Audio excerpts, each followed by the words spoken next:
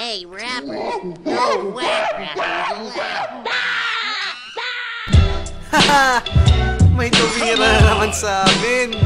Walang kadala-dala. At dahil sa ginawa niyo yan, ito ang para sa inyo. Hoy balong, malait ang amoy Bombay. Di ako naiinggit sa boses mo na pampatay. Ang laki ng pinagkaiba natin, kulay pa lang. Malapit na kasi undas, lilitaw na ang aswang. Buang sikat ka ba o sikat chupoy ka?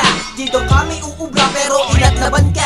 Igurot na dugyot na ang tirahan ay bundok. Huwag niyo ko sindakin kasi hindi ako tako. At itong si Diego, nahahawig na kay Wanton. Huwag kang mapipikon kahit kanino mo itanong. Kaya pala, kamay ko gusto mong gawing sasalan. Kasi walang pumatos sa'yo makipagkantutan. Ako'y may katanungan, di parap ni mabilis. Bakit biglang bumagal na ubos ba ang langis? Yung sumukay patulis, tayak ang panis na laway. Dahil sa malapat ng bibig, simbahaw ng kantutay.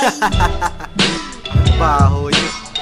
Hindi ko maintindihan sa mga to, ba't kami tinitira eh. Lalong-lalo na ako. Hindi ko malaman kung bakit niyo ako tinira.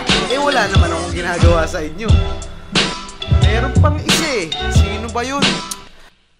Kebing Sutal, ang bilis mo daw lapasan. Yun nasabi ni Dren, yung bakla mong pinuwitan. Madaming kamot sa tiyan, kadire ka daw rumansahin. Tiniyaga ka lang ni Dren kasi collection ng badi. At sasabihin ko sa'yo, mulat sa pulduwag ka. Kasama kita napakaway, biglang nawawala ka. Di nakasalanan ng asawa kong maging maganda. Kaya marami nagkagusto pati ang matanda. Chismoso kang bingay, mali ang yung mga nasagap. I-check mo Facebook mo, may liham na sa'yo si Jack. Pahiya ka ng sagad, mali ka ng niladlag. Manigurado ka kasi bago mo ilantad. Payasong kuba, ang cute ng burga mong ilong. Ibuka mo ba? Asya na si Jimboy at Balong. Kahit magpasok ng talong, panigurado na swak.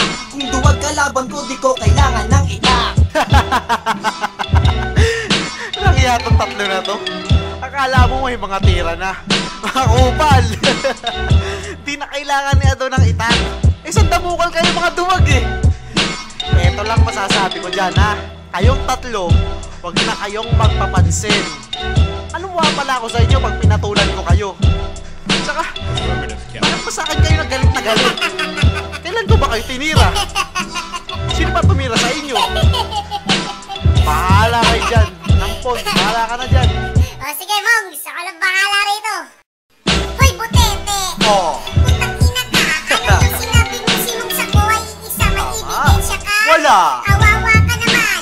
Umpisa pa lang to, durog ka na naman! Pagtatawanan pag-uusapan ang iyong pagkatao. Isasama ko na din yung asawa mong pustis, ambisyoso. Huwag ka ngang masyadong ang seryoso. Sa akin napakadali lang ikay ilang paso. Hoy G-Claw! Oh. Pwede magtanong. Ano yun? Totoo bang maliit iyong talong? Sabi ni Dren, pinuwitan mo siya. Kitain na ang titi mo, tuwang-tuwa. Anak ng puta. Meron pa akong sasabihin. Ano yun? Ito sa asawa mong kapatid. Sige. Mag-isya. Oh. Oo, ikaw ba ang ama? Oh. Paglabas, si Momo ng kamukha. Aray Si ko. Gerald, kilala mo pa ba ang Siyempre. lumasman? Sa puki ng iyong asawa, nakakasawa daw siyang katutin. Wow. Bulok na puki niya, inyong gamutin. Aray ko! Shit! Ang sakit nun! Ampon, bakit ka ganyan? Nakakaasar ka! Nakita nyo naman, ako, kahit anong tira nyo sa akin, hindi ko kayang gawin yung ginagawa ni Ampon. Si Ampon lang naman mahilig gumawa ng ganyan. Ako, hindi ko kayang gawin sa inyo yan. Kasi, mga mahal ko kayo lahat. As in lahat kayo. Lalo na yung dalawang ipis dyan. Ano ang pangalan nun? Oo, yun na yun. Ayokong banggitin ang pangalan ng dalawang yan eh. Kasi baka sumikat pa eh. Basta kay Jiklong, ay payasok ko ba? Ayos yan. Yung narinig ko yung sinabi ni Ampon, sobrang natuwa ako. Kaya, sabi ko dyan, para maiwasan na mga ganitong kanta, dapat magbati-bati na tayo lahat. Para wala lang ganitong komedyang mangyayari. Tingnan nyo, banat kayo ng banat. Tapos pag narinig ito, kayo rin naman mapitikod. Kaya tingnan mo, nai-imagine ko itsura mo ngayon. O paano? May gagawin pa ako.